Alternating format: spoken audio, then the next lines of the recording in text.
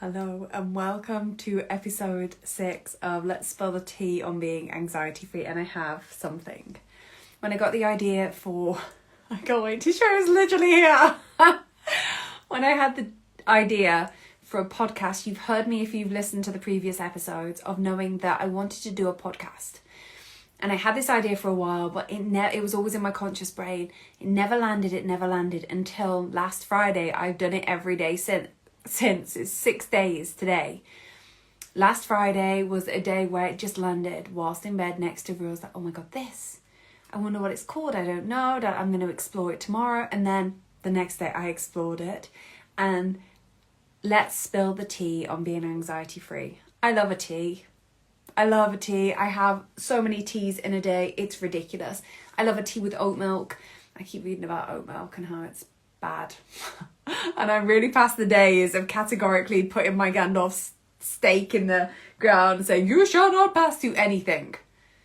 I used to do that with everything. Like, meat is bad, cow's milk is bad. Like, yes, there are lots of ways that you can research and look into things, but I'm really not into this is ultimately bad. But I keep seeing that oat milk isn't the best, which is annoying. But anyway, I love a tea with an oat milk. Spilling the tea on being anxiety free. The thing that I love to do most is show people their inner power that we don't even know is there. We don't even know it's there. And my favourite thing to do is to co-create with people so they have this realization of, oh my God, I had no idea I was so powerful. When we learn who we are, we get to know what we're here to do. And then it's a flow. It is a creation. It hurts my heart when I see the most brilliant beings who are here for such a huge purpose, like navigating and shoehorning themselves into these places and spaces that they think are made for them. When you are tapping into who you are, what you're here to do gets to come through, and then it gets to flow through you. Like, that is the work. So anxiety, when that is in the way, when we have anxious thoughts, when we are an anxious person, we're navigating life from the ideal self. That's what I call her, ideal self.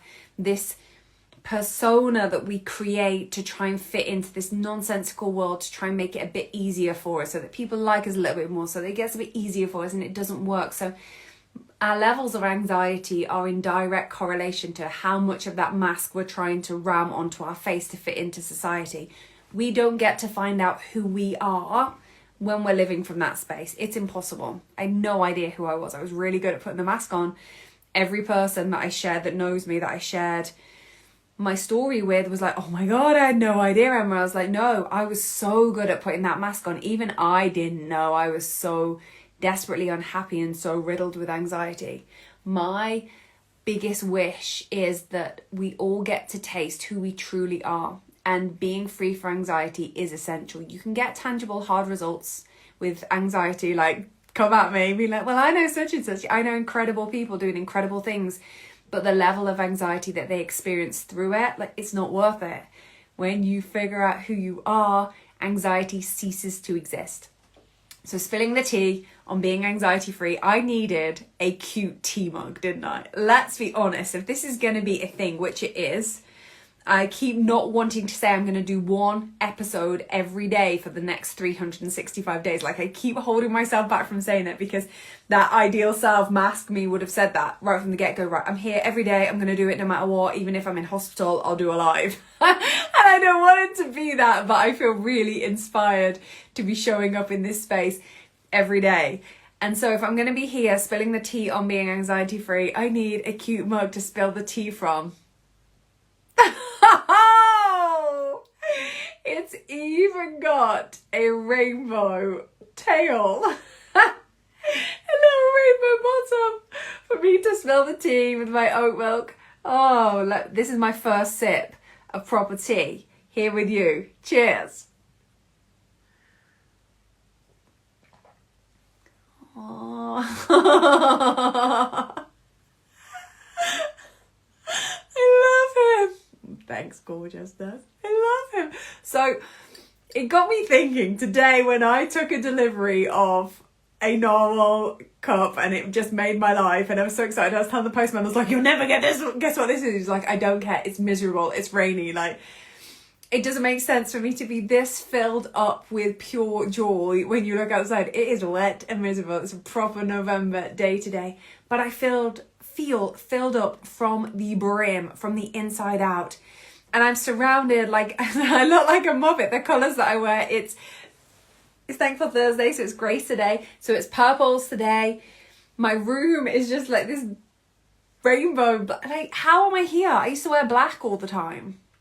How am I here? How am I being lit up by a cute little cup that makes me laugh just as much as it brings me joy? How?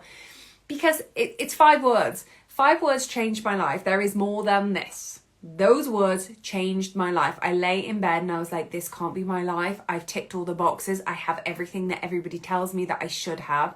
And yet I'm freaking miserable. Not miserable, not even, just like numb.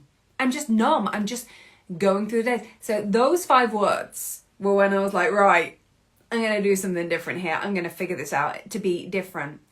And then there's another 5 words as well when I was contemplating all of this. Stop being so bloody serious. I was so serious about everything so much of the time.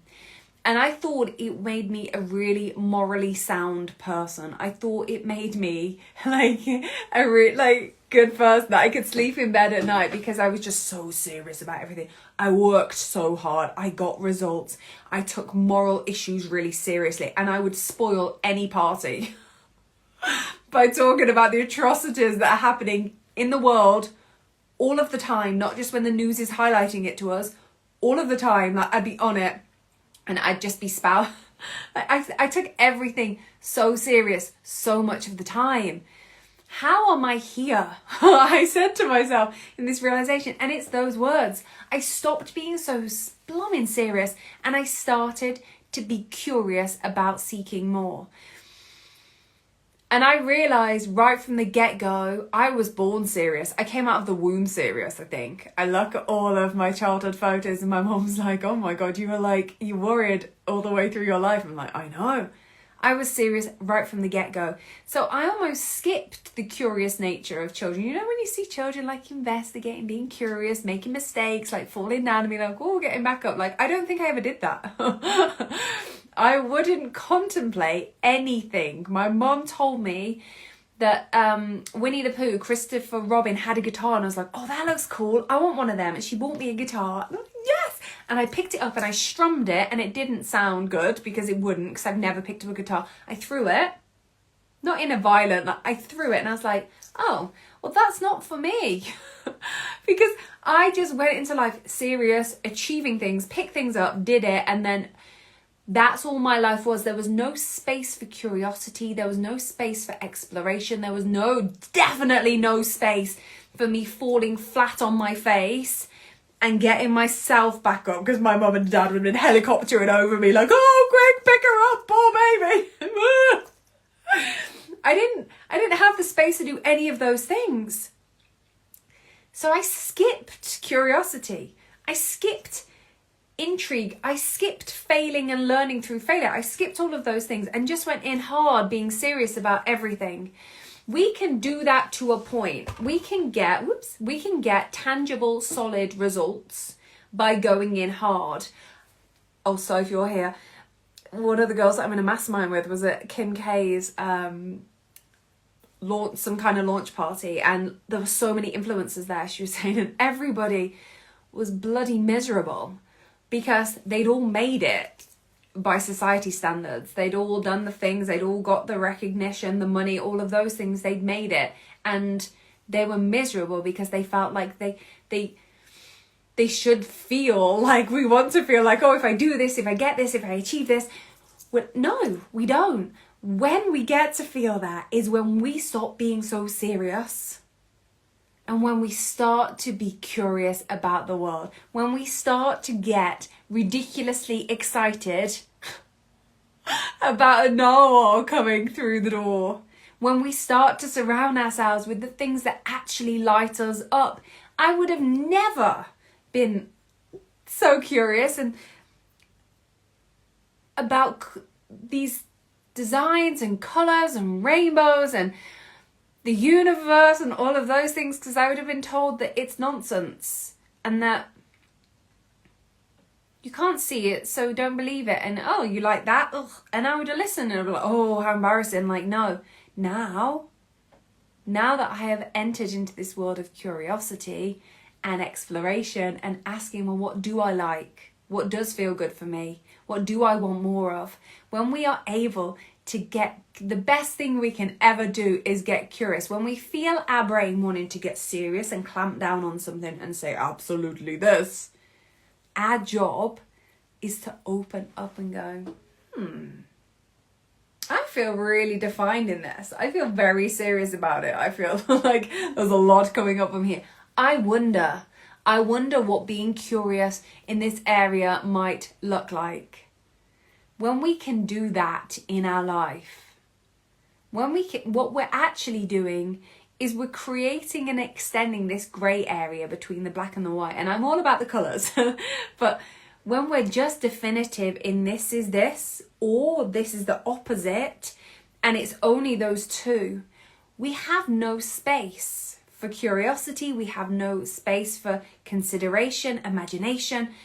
Our answers actually lie within that space, but we live in a world where we're taught to live in absolutes. We're taught to live and get behind this as being right or good and this as being wrong or bad. But we're never, ever going to find any answers in the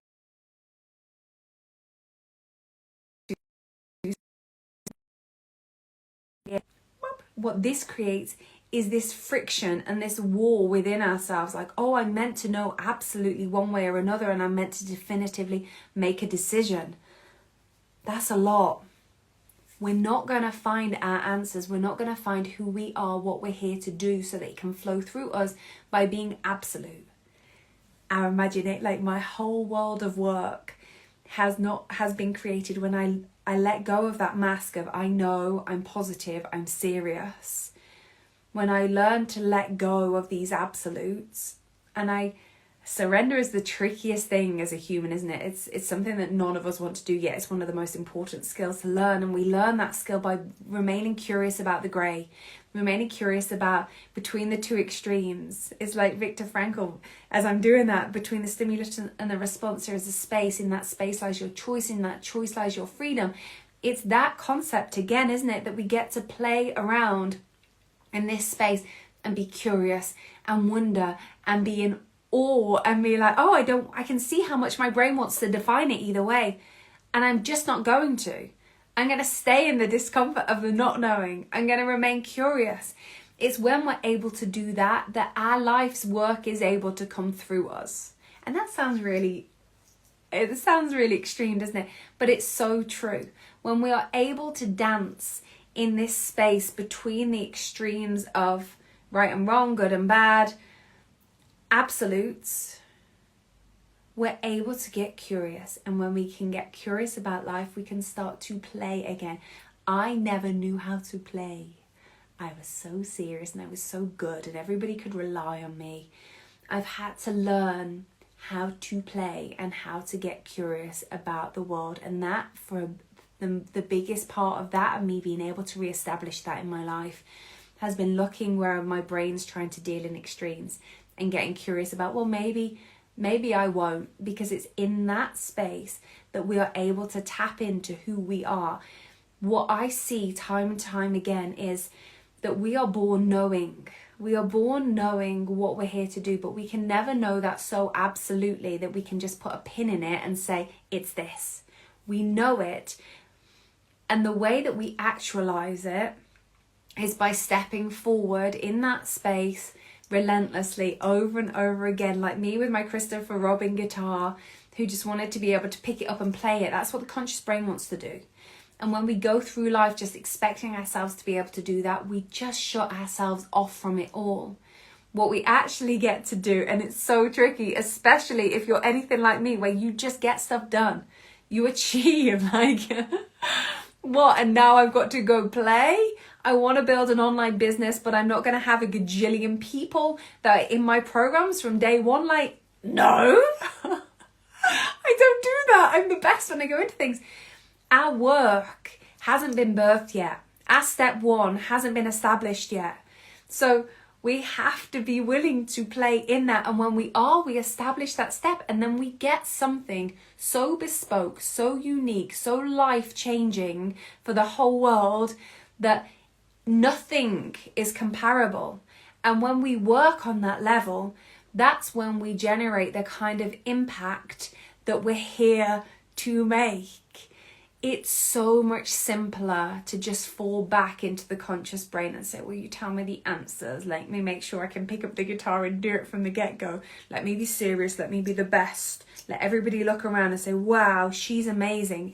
And be like, we can't build from that space, or else we're just regurgitating what's already out there. And you're not out there to do something that's already out there. You're here right now, 400 trillion to 1 odds of you even being here, to do something so bespoke and so unique. But the only way we get to tap into that is when we see these absolutes that we're living in and being like, I'm going to play. I'm going to have to remember how to play. I'm going to get myself a narwhal, a narwhal cup. I'm going to create a rainbow of characters to help me distinguish from my conscious brain as being a moose. And I'm going to put it all into a book that has helped hundreds of people. Like, how? This gets to be the work that we create when we're willing to go into those spaces that most people won't.